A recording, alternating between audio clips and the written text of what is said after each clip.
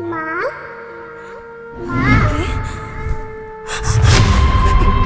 কে কে তুমি? আমাকে তুমি চিনতে পারছো না মা? আমি তোমার সন্তান। সন্তান মানে? আমার তো কোনো সন্তান নেই। তুমি কোত্থেকে এলে?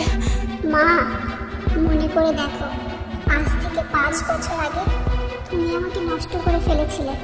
আমাকে তুমি পৃথিবীতে আসতে দাওনি, আর এত সুন্দর পৃথিবীতে আমি বাস করতে পারলাম না শুধু তোমার জন্য। কেন এমনটা করলে মা? আমি আমি তখন বাচ্চা নেওয়ার জন্য প্রস্তুত ছিলাম না, তাই আমি বাচ্চা নেইনি, নষ্ট করে দিয়েছি। কিন্তু তুমি? হ্যাঁ হ্যাঁ, আমি তোমার সেই বাচ্চা।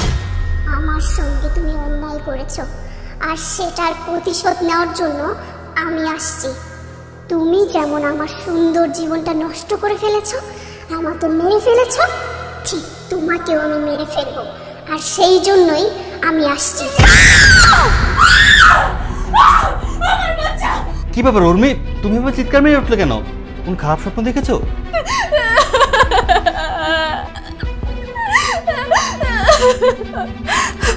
বুঝতে পেরেছি, তুমি সেদিনের কথাটা নিয়ে খুব ভাবছো। সূর্য, আমি প্রেগনেন্ট। কি বলছো? তুমি প্রেগনেন্ট? ওয়াও, এ তো সুখবর। দাঁড়াও, আমি এক্ষুনি আব্বা আম্মুকে ফোন দিই, ওনারা শুনলে অনেক খুশি হবে। না সূর্য, তুমি তাদেরকে কল দিও না, কারণ আমি এই বাচ্চাটা রাখতে চাচ্ছি না, নষ্ট করে দিতে চাচ্ছি। হোয়াট? এ তুমি কি বলছো? এটা আমাদের প্রথম বেবি, আর তুমি কিনা আমাদের বেবিকে নষ্ট করে দিতে যাচ্ছ? দেখো, আমি তোমার সাথে একমত হতে পারলাম না। তুমি একমত হও বা না হও, এটাই আমার শেষ সিদ্ধান্ত।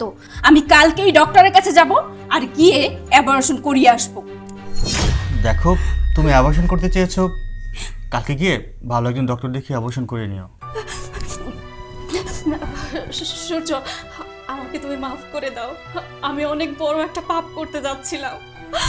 আমি 4 মাসের প্রেগনেন্ট, আর একটা মেয়ে যখন 4 মাসের প্রেগনেন্ট হয় তখন তো আল্লাহ তার ভিতরে রূহ দিয়ে দেয়। আর একটা বাচ্চা নষ্ট করা মানে একটা মানুষকে হত্যা করা, আর এই সময় তো একটা বাচ্চা নষ্ট করা অনেক বড় পাপ। আর আমি সেই পাপ কাজটাই করতে যাচ্ছিলাম। আমি আমার রূপের কথা চিন্তা করেছি, আমার ফিটনেসের কথা চিন্তা করেছি, নিজের ক্যারিয়ারের কথা চিন্তা করেছি। তাই এই বাচ্চা পৃথিবীতে আসার আগেই আমি এই বাচ্চাকে মেরে ফেলতে চেয়েছি, কিন্তু আমি একটা বারের জন্য এটা ভেবে দেখিনি আল্লাহ তো আমাদের এই বাচ্চা উপহার হিসাবে দিয়েছে। কত মা বোনদের আল্লাহ বাচ্চা কাচ্চা দেয় না, তারা কত কান্নাকাটি করে, আর সেখানে আল্লাহ আমাকে একটা বাচ্চা দিয়েছে, সেটা আমি নষ্ট করতে চেয়েছি। আল্লাহ আল্লাহ আমাকে ইঙ্গিত দিয়েছে, আল্লাহ আমাকে স্বপ্ন দেখিয়েছে আমি যাতে আমার এই বাচ্চাটা নষ্ট না করি। আমি আমার আল্লাহর হুকুম অক্ষরে অক্ষরে মানব। আমি এই বাচ্চা নষ্ট করব না, এতে তুমিও খুশি থাকবে, আমিও খুশি থাকবো, আর আমার আল্লাহও খুশি থাকবে।